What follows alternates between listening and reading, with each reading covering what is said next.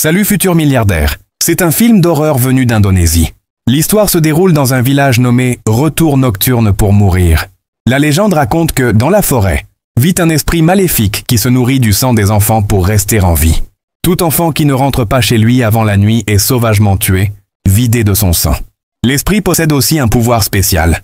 Il peut s'incarner dans le corps d'une personne et séduire les enfants joueurs pour les attirer dans la forêt. Mais il y a toujours des enfants qui n'y croient pas. Comme ces trois-là, qui vont bientôt payer très cher leur imprudence. La petite fille voit que le ciel s'assombrit. Peu à peu, elle propose de partir, mais les deux garçons, absorbés par leur jeu, ne croient pas à cette histoire d'esprit. En les voyant si indifférents, elle se résigne à rentrer seule. Leur jouet tombe, justement près d'un tronc dans la forêt. L'un des garçons s'y rend pour le récupérer, mais le bâton disparaît dans un trou. À cet instant, un son étrange s'élève dans la forêt. La fillette, l'ayant entendu, s'arrête doucement, mais son corps semble être accroché par quelque chose. Puis une force invisible l'attire brutalement au loin. Le garçon, entendant ses cris, s'apprête à l'aider, quand soudain une main fantomatique surgit du trou. Il lutte de toutes ses forces. Lorsqu'il est enfin tiré de là, ses doigts, auparavant intacts, sont brisés. Le garçon joueur pousse alors un cri de douleur. Le temps passe vite et 30 ans s'écoulent. Un jour, en allant à l'école, Goudan et Herzi croisent un Malais, survivant de cet incident d'il y a 30 ans. Le voir leur glace le sang. À l'époque, il avait été le seul à échapper vivant au drame. Les deux autres enfants avaient mystérieusement disparu. Goudan, à force de traîner dehors, arrivait souvent en retard à l'école, ce qui lui valait les punitions de l'enseignante Kuiwa, sans que cela le corrige. Mais Goudan, lui, à cause de sa distraction, avait tout gaspillé. Il vivait avec sa grand-mère malade et son frère aîné dans une maison pauvre. Alors que sa grand-mère dînait, la vieille porte s'ouvrit soudain toute seule. Le cœur de Goudan bondit dans sa poitrine. En regardant vers l'entrée, il ne vit personne. Cette scène étrange le fit frissonner de peur. Ce n'est qu'au retour de « Dali que son esprit se calma ». Mais le pot de miel était toujours là. Quand il demanda à son frère pourquoi, Erley répondit qu'en le livrant tous les 2 jours, il éviterait un trajet. Cette phrase irrita Dalei. Lui se tuait à travailler dehors pour les faire vivre. Et son frère ne parvenait même pas à livrer du miel. Erley promit encore et encore de le livrer demain. Furieux, l'aîné lui donna une claque. Allongé sur son lit, la grand-mère eut le cœur serré. Voyant son petit frère si peu sérieux, Dalei était impuissant. Avant de partir, il lui dit « Si à mon retour je vois que le miel n'a pas bougé, tu vas passer un mauvais quart d'heure. » Après son départ, une ombre noire apparut derrière Erley. Sentant quelque chose, il prit le pot de miel et se mit à courir vers l'école. Mais il n'arriva toujours pas à temps. Punition, Kuiwa l'envoya nettoyer les toilettes. Après le ménage, le ciel était déjà sombre. Pour pouvoir aller en ville assister à un spectacle, Erley arrêta un camion au bord de la route. Mais il oublia une chose importante. Non seulement il avait complètement négligé la tâche confiée par son frère, mais en plus il avait laissé le miel dans les toilettes. Assis sur le camion avec son camarade, ils discutèrent de leur enseignante, se plaignant qu'elle les punissait. Selon eux, sans Kuiwa, ils pourraient jouer sans souci. Alors qu'ils continuaient leur route, une silhouette se tenait au bord de la route. Le camion s'arrêta difficilement, mais cette silhouette disparut mystérieusement. Pendant ce temps, chez Kuiwa, on frappa soudain à la porte.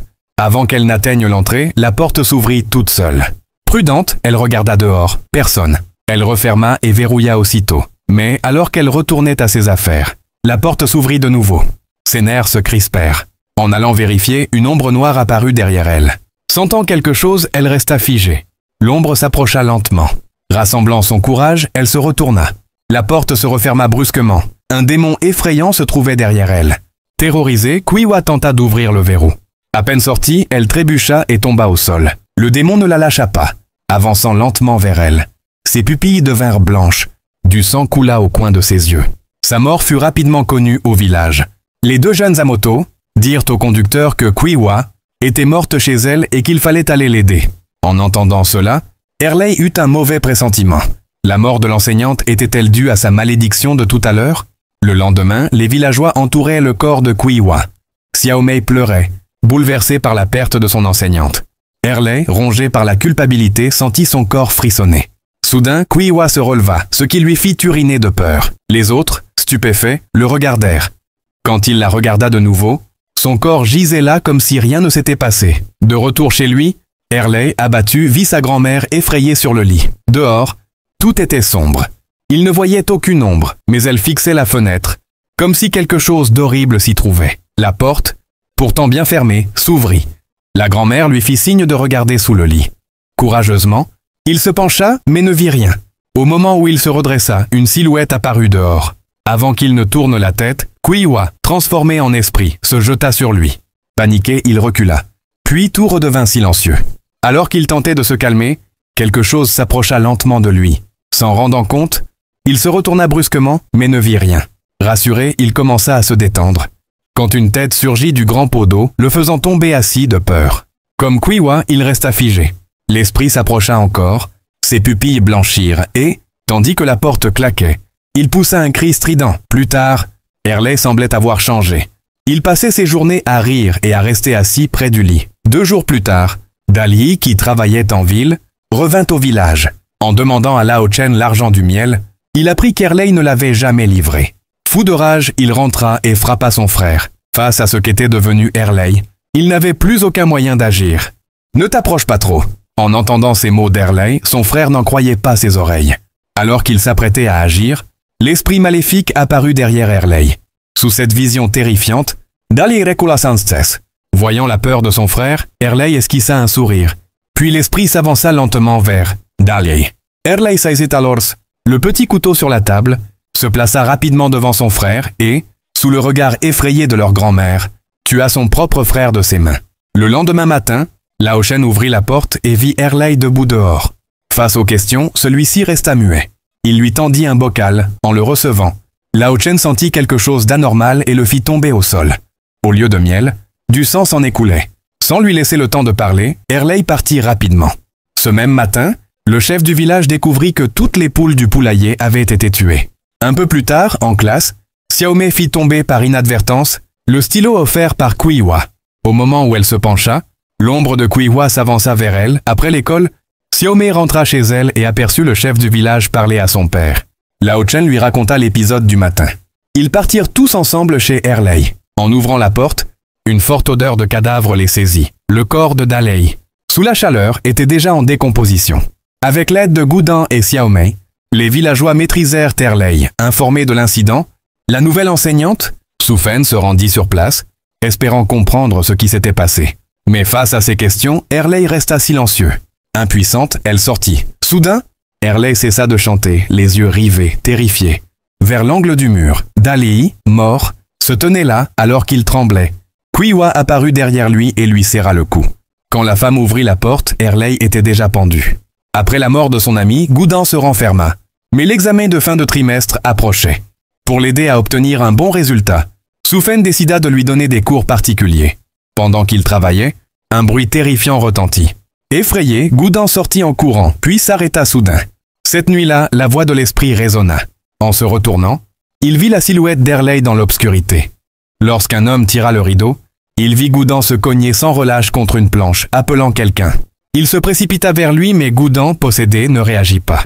Ce n'est qu'en lui, tapant sur l'épaule, qu'il retrouva ses esprits. En quittant l'école, Xiaomei aperçut à terre le stylo offert par Quiwa, réapparu mystérieusement. Se retournant, Xiaomei, bien que terrorisée, trouva le courage de ramasser le stylo. La terrifiante Quiwa ne la déçut pas. Elle réapparut, juste devant elle. Un garçon jouait à la porte, tandis que Gudan, plus loin, lui faisait signe sans cesse. Comme hypnotisé, l'enfant se dirigea vers la forêt. Quand sa mère sortit, le garçon avait déjà disparu. La nuit tombait. Les villageois se précipitèrent dans la forêt à la recherche du garçon et de Gudan, mais ne trouvèrent aucun des deux. Plus tard, alors qu'elle s'apprêtait à quitter l'école, Xiaomei se retrouva face à un obstacle. Elle fut arrêtée par Xiaomei elle-même. Avant même que l'enseignante Su Fen ne parle, Xiaomei lui remit un objet. Su Fen laissa tomber l'objet au sol, effrayé. Xiaomei lui expliqua qu'il s'agissait d'un talisman, protecteur contre les esprits. Rassuré, Su Fen répondit « Si je suis seul, je n'ai pas peur », et partit sans se retourner.